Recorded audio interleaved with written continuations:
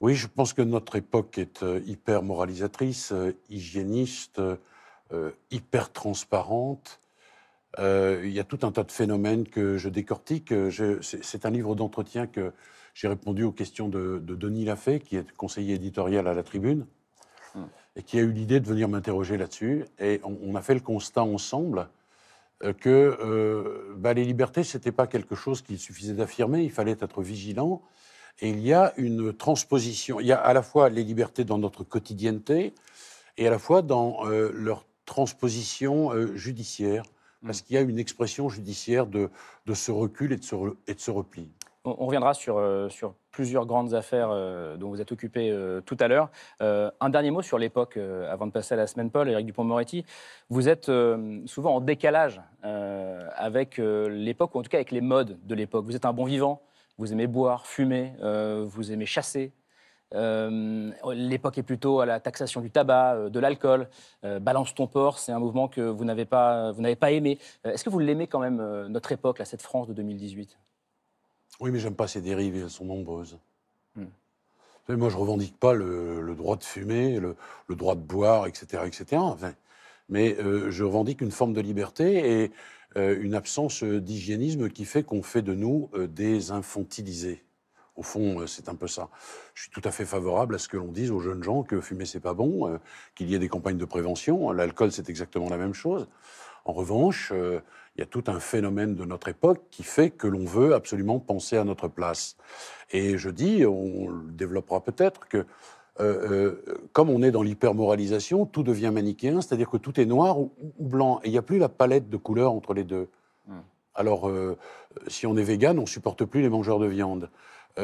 Si on est spéciste, on supporte plus les types qui aiment la corrida. Donc c'est le droit d'être gris, en fait, quelque C'est le part. droit, c'est absolument ça, c'est le droit d'être gris, gris pâle, rosissant parfois. Oui, c'est ça que je revendique. Oui.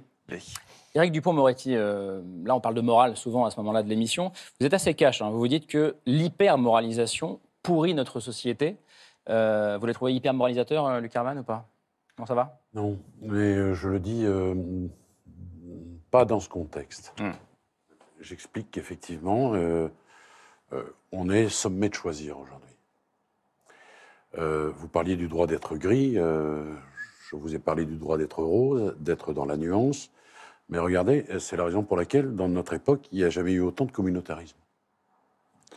Les sexes s'opposent comme ils ne se sont jamais opposés, alors qu'il n'y a aucune raison, a priori, que ça se passe ainsi. Vous voyez, par exemple, le combat des hommes pour que les femmes soient payées comme les hommes, à travail égal, c'est la moindre des choses.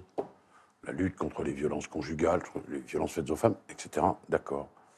En revanche, l'hystérisation d'un certain nombre de situations, c'est insupportable.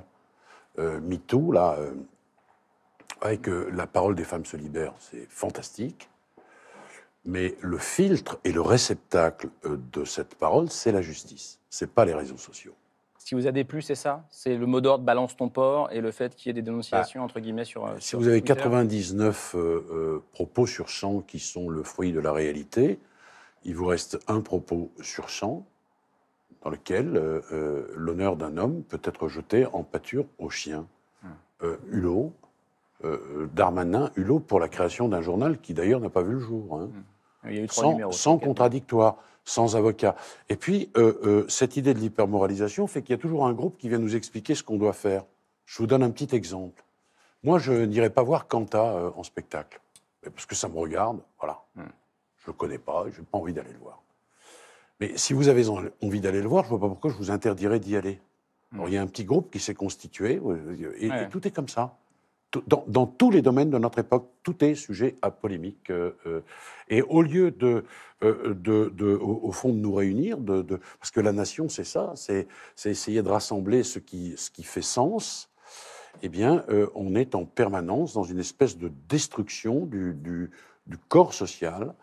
Et c'est ce que vous racontez dans ce Et c'est livre, ce que j'essaie très d'expliquer. clairement.